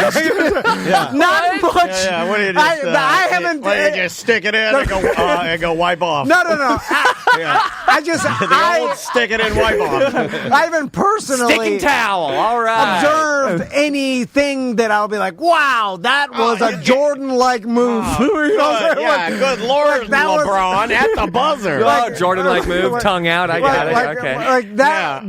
That was Rodgers dumping it off instead of trying to go for the touchdown pass. He experienced enough to know not to take the chance. He dumps it off to his running back and for a cool 5 yards. Anyway, I just haven't noticed where I'm like, whoa, wow, you learned so much. Like, you know what? You're so experienced at this way more than you were.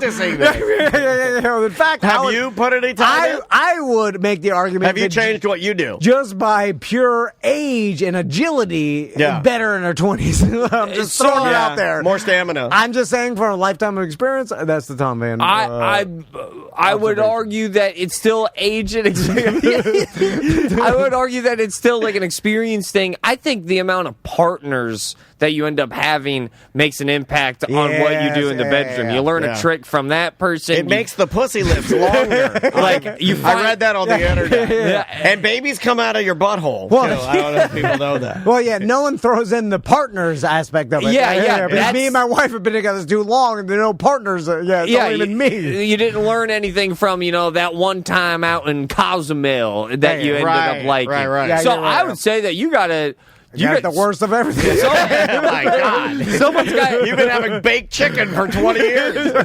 Oh my God, is that salt? That's spicy. Yeah. Oh my God. Can we have some pepper, please? I can't stop. I also can't stop. What else is there? That's the thing. I was like, what could experience if I was with some chick that was with 100 men? How much different is it? What are they doing? I would say there's some difference.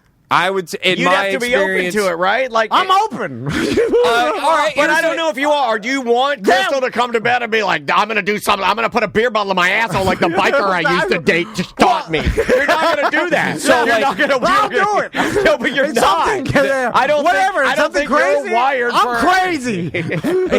Here's an example of something that would be different that never left me, right? I remember one time things were happening, right? Down on me. She just dragged her hair over. Oh, I like that. Yeah. And I had never hair. experienced I like the that, hair. and I was like, "That's a thing? Yeah, that's a thing." Brett Bush used to get mad at me. Brett Bush used to get mad at me. You unlocked another memory. More mouth, less hair. You know what? Do what feels the best at all times. You know why you and I. Do you remember when Do you remember Genevieve of the? the don't bring up her real name. Well, she was a Predators girl, and she'd come in and she had super long hair, and I used to say that I wanted to be wrapped in cellophane nude and just have her dust me with her hair. That is a time in radio where You flirt weird, but I like it. girls used to come in radio and Yeah. usually, I'm gonna tell crazy shit. I'm gonna say crazy yell shit. sex at them all. Yell sex at them. Show bombs. Show vagina. You're becoming the Indian social media. You do. You just start yelling bombs and vagina at people. You're like, do sex. From 2007 to 2017, or 10 years of bombs. It's called do sex. And there was a completely. Everybody was like, "Oh, this is what's done." Yeah. And then they stopped one day. Yeah. Like, they're the client. The waitress want to come in and give yell bombs. Like seriously, you'd have any. Okay, what he's talking about professionals are just like, "Yep, this is what's what he's talking about in a crazy way is when we would get a new client. Let's say that we got like a new client that So wing started house, like whatever. but let's just say it's a mom and pop sandwich place, and then the mom and the dad would come in with like their daughter, and they're like, and we're opening up Johnsonville sandwiches, you know, or like, Yeah. and they come in, and then they come in, and then immediately, no matter what, we'd be like, who do we have here? Put her on the mic. And you get the girl on the mic. And Talk about Johnson. Yeah, it's like, how many hot dogs do you boil? Oh, you tonguing them good? Yeah. We'll be right back. And that was the formula. And I'm not proud of it. People with suits are like, they're signing Yeah, things. I'm not What proud is of it. happening? And I'm going home to my wife. She's laying in bed playing Smurf Village. She's like, what'd you do today? I was like, I sexually harassed some women on the air all day long. Mr. Johnson paid for it. Mr. John, I made a dad. He brought his daughter in, and we talked about her putting how many hot dogs you fit in your asshole, and I did that all day today. And later tonight, I'm gonna get drunk and I'm gonna delete your Smurf Village. But you get a real paycheck, Social Security's taken out. Yeah. I've got profit sharing. I have investment based on that. Okay, all You right. want to do one more and get out? Yeah, all one right, more, last all right. one. Here we go. Hey, Tom and Dan. I was listening to the BDM show where you're talking about sneaking food into the movie theaters. You want to level up your movie theater game. What you do is you get tickets to a movie around lunchtime, and you bring the big wife purse, like you said, with a little lap blanket in it, and you can hit up your favorite fast food place on the way, Chick-fil-A, Arby's, whatever. You put it under the blanket in the bag in case they search it. You can be like, oh, my kid gets cold, that's why we bring this. And then, you go to the movie theater and eat your fast food. And gotta say, it feels a little trashy. They're not going to smell the Chick-fil-A through the blanket. Why does your kid smell like chicken nuggets, No, dude? first, they don't search anything. The I don't employees think they don't do give a either. shit. But second, I hate these people because Crystal likes going to the movies. Yeah, and, but you are these people. And no, we did not take fast food. But you guys do bring a Candies. plethora of candy. angriest What's the I've difference? ever seen 'em. What's the difference? Because that fast food stinks. You're bringing a big old chili dog. I can smell your Sour Patch, sir. No, they sell Sour Patches, but I'm just Doesn't matter. They sell hot dogs. Okay, but you're bringing. I smell them. Oh, that was a great point. You're bringing a Big hard, Mac. Okay, hot dogs. I'll give you whatever they're selling. You're bringing tuna salad. No, or you know what people do, and I hate barbecue. it too. Bro, you painted that tennis ball right in the corner right there. I get mad when people do this. He's right about this, and I've seen it twice. It stinks up the whole And place. I don't go to movies. I'm not a movie guy. I don't go to movies. I've seen this twice. They bring in pizzas. Don't bring a pizza in the movies. Where you're smelling smelling up the whole room with those all sitting there, and then It should only smell like popcorn. Popcorn. Yeah. And we know Dust. you snuck it in, so aren't you embarrassed? Like the candy, like you know, whatever. Well, is it they a sell rule candy. or not? What? You the see what I'm food? saying? Like, we're in a weird spot where you... That's not a rule. They don't care. But people do take advantage of it. But if it were a rule, right? Like, if we didn't want it, they'd have to crack down on it, right? Yeah, That's yeah. the thing. I is wonder that- if this will also become like a generational thing where, like, back in my day we had to drop $8 for Sour Patch Kids, and now people are just bringing in total pizzas, and that's just the culture of what 2025 is bringing. Yeah. Big Tim used to bring that. He'd bring, like, shrimp in. He's, like, eating shrimp. I'm like, don't do that. But they Yeah, sell don't do pieces. Yeah, seafood. It's anything that's stinky. It's same thing with a flight. I get a bit like sometimes Crystal will like bring the food Collard she greens brought from or got from the actual airport, and the kids will be eating it, and it's like stinks up the whole plane. Yeah, it's like nachos. yeah. Like Like Tuna tartar. Yeah, we've done that don't before stink the too. Well, planet. it's just like you get some nacho cheese or something, and it's just a little more pungent in a tiny room. He's Yeah, right. It can be yeah. off-putting, or at least going to put it.